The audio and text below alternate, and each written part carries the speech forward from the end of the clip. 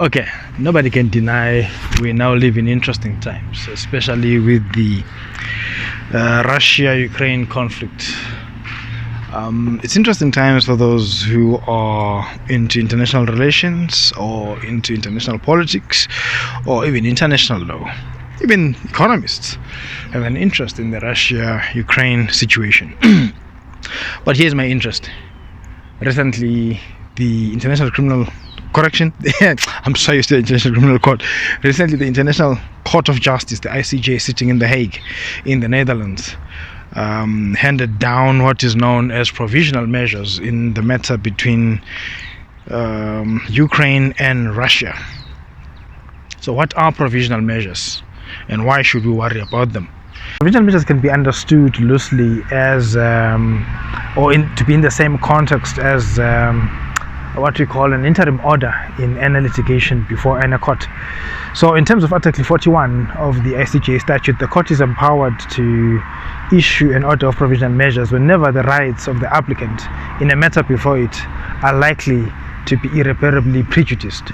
So in the context of the Ukraine-Russia situation, the court had to issue those provisional measures in order to enjoin Russia to do certain things or to refrain from doing certain things pending the finalization of the matter before it, because Ukraine approached the ICJ with allegations of violations of the Genocide Convention, which both Ukraine and Russia are party to. So roughly that's what provisional measures mean. That's what this particular case was about. So what can scholars make of this? What can researchers make of this new development? Look, when you watch situations like that, watch them with the eye of a researcher. Don't watch them because everybody else is watching them. This is not the Real Housewives of Johannesburg or something like that. This is a development in international law which allows scholars from many fields, including law, including international relations, including politics, including economists, including those in the financial sector. Everybody can actually get something out of this. Look, they always say there's a silver lining to every cloud. Whatever is happening in Ukraine is terrible, but for us as producers of knowledge, as researchers, as scholars, we always look at any situation and pose the question, what knowledge can we generate out of this? There's a lot that you can generate out of the Ukraine-Russia situation, apart from the hula baloo that's in social media and stuff like that. But scholarly speaking, there's a lot you can generate in terms of knowledge that could actually educate even those Twitter warriors who are writing endlessly on these issues without, without being informed of the situation. So the issue on provisional measures offers students, scholars, and scholars alike an opportunity to actually interrogate the role of the International Court of Justice in operationalizing what are known as provisional measures.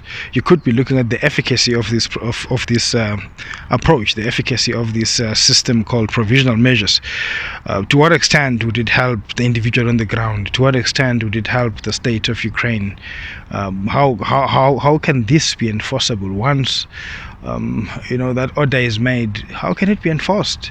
You could attack this from any angle. You can look at it from any angle. So if you're busy with your master's thesis, trying to formulate a proposal, trying to find a title, trying to find an area of focus, this could be the one place where you look towards the judgment of the ICJ, that was handed down recently on provisional measures in the Russia-Ukraine situation. So yeah, this is just a heads up, nothing more, nothing less.